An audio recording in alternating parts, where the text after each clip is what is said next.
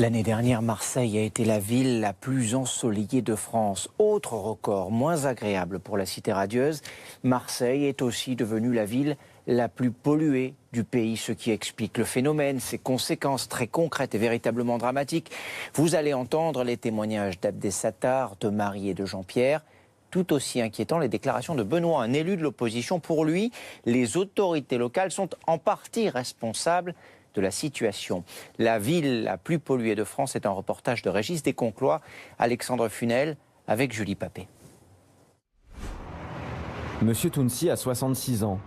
Depuis une vingtaine d'années, ce Marseillais d'adoption est asthmatique.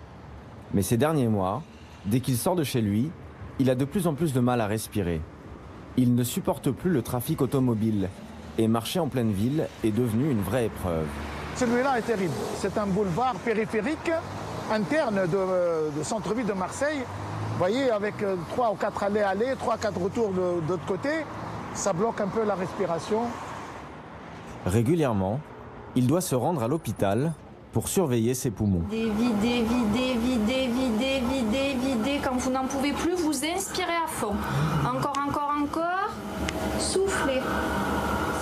Et ce matin-là, le simple trajet jusqu'à l'hôpital l'a visiblement affecté. Monsieur, comment vous vous sentez là? Un peu essoufflé. Quand je sens le CO2 des voitures, etc. Voilà. Dans le cas d'encombrement des avenues, des rues, de centre-ville, comme on est au centre-ville, je suis essoufflé, oui. Ce patient est suivi par le professeur Charpin. Ce pneumologue observe une progression des maladies respiratoires à Marseille ces dernières années. Les enfants sont les principales victimes de cette pollution. On a fait en 2016 une étude dans un grand nombre d'écoles primaires. Et le but, c'était de faire un état des lieux de la fréquence de l'asthme et des maladies allergiques, puisque le dernier relevé remontait à 20 ans auparavant. Alors ce qu'on observe, c'est qu'il y a encore une progression dans la fréquence de l'asthme et des maladies allergiques. Cette année, Marseille a décroché la palme de la ville la plus polluée de France, en taux moyen annuel de particules fines. Ces petites poussières sont invisibles, mais elles sont partout. Ici, 90% de la population respire un air qui dépasse les normes recommandées par l'OMS. D'abord, dans la ville la plus embouteillée de France, les gaz d'échappement saturent l'air.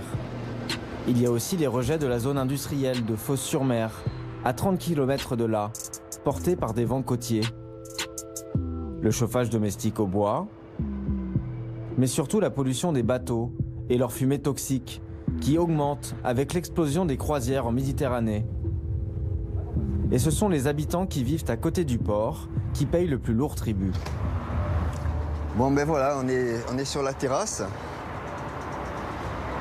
Et voilà, on a le port devant nous, les bateaux, les gros, les petits, les porte-conteneurs, les paquebots, les ferries. Jean-Pierre Hérault vit dans cette maison depuis 40 ans. Lui et sa compagne Marie ont vu le nombre de bateaux augmenter ces 5 dernières années. Et pour eux, la pollution aux particules, c'est du très concret. Ça, c'est en combien de temps? En quelques heures. Je vous montre un petit peu. Je l'ai enlevé hier, ça. Voilà, ça c'est ce qu'on a Ça, c'est ce qu'on a récolté en quelques jours. En une journée, juste sur cette fenêtre, Ouais. vous avez récolté toute cette pollution. Voilà. Oui. Mais ce qui inquiète vraiment Marie et Jean-Pierre, on ne peut pas le voir. Des particules ultra fines qui sortent des cheminées des paquebots et qui sont 300 fois plus petites que le diamètre d'un cheveu. Toutes les particules fines et le soufre, etc., enfin tous les produits dangereux sont invisibles et on les respire tout le temps, donc on pourrait très bien ne pas s'en apercevoir. De visu, tout va bien. Mais en fait, on est tous malades, quoi. Il y a 3 ans, Jean-Pierre a eu un cancer de la gorge guéri depuis. Et dans ce quartier de Mourepiane, le nombre de cancers explose. Quand j'étais au lit, perfusé, etc., ma sœur, pendant ce temps, mourait. Je n'ai même pas pu assister à son enterrement. Un cancer aussi. Ensuite, il y a mon amie d'enfance, Hélène, qui est morte également, cancer des poumons. Sa sœur, il y a Geneviève, cancer de la gorge. Ensuite, il y a Lucienne, cancer des poumons. Toutes ces personnes-là habitaient dans le quartier? Ah oui, oui. Et je vous cite les personnes qui sont des amis, juste. Toutes ces personnes avaient une vie saine. Pour Jean-Pierre et Marie, les bateaux sont les seuls responsables de ces maladies. Benoît Payan est le président du groupe socialiste à la mairie de Marseille. Il fait aussi un lien direct entre cette pollution et l'explosion des cancers. Et on arrive sur le port de croisière où les bateaux de croisière viennent ici, s'amarrer et restent allumés jour et nuit en faisant passer du fioul lourd dans les cheminées et ça se répand partout dans la ville, ici dans les quartiers bien évidemment, l'Estac, les quartiers nord, mais ça va sur toute la métropole, sur le centre-ville, sur les quartiers sud, sur les quartiers est de la ville. Pour cet opposant, la mairie de Marseille fermerait les yeux sur cette pollution. Car ces paquebots, qui transportent des milliers de personnes, seraient une manne touristique indispensable. Un bateau, ça pollue comme 1 million de voitures. C'est comme si on avait, nous, sur la Canebière, une usine à charbon du 19e siècle. Est-ce qu'on peut accepter en 2017 d'avoir des bateaux aussi dangereux? La santé des Marseillais, ça n'a pas de prix.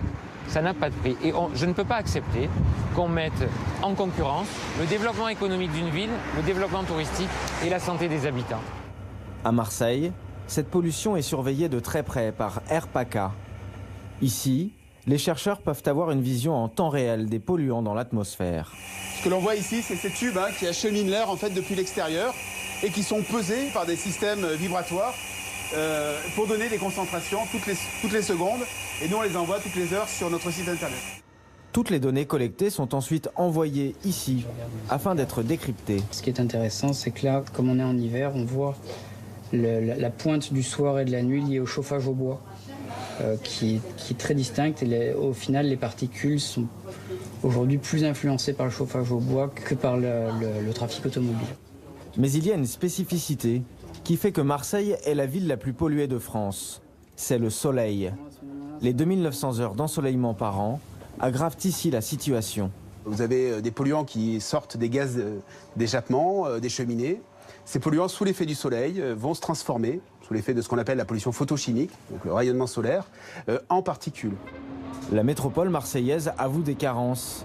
Elle s'est saisie du problème il y a seulement quelques mois. Si jusqu'à maintenant peut-être qu'on n'avait pas eu suffisamment d'approche constructive dans ce domaine-là, aujourd'hui on y travaille. On s'est donné effectivement des échéances, pour nous ça sera 2021, 2022 autour de ces ordres-là.